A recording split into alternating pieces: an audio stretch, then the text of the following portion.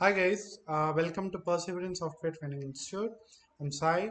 Alright, in this video we'll see how we can create a container in detach mode, right? So in the previous video we have seen how we can how we can create a container in attach mode, right?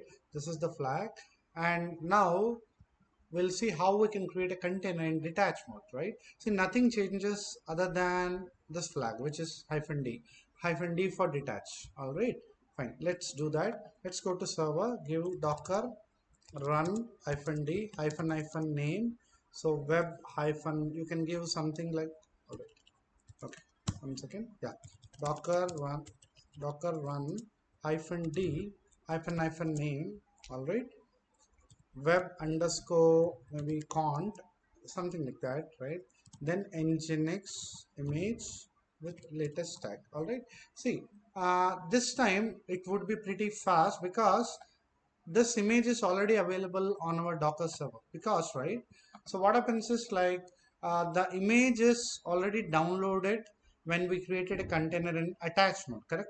So it will use the same image now, so it will not again connect to the Docker hub and try to download it. It is already available in our system, so it will not download it.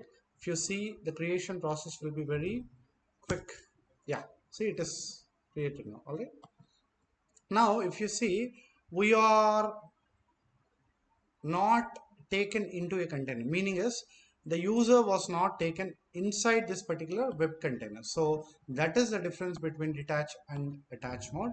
All right, so now that is the stuff, right? So you can see this like, this command will be explained again. So just for now, you can give docker space ps, which list the containers which are available.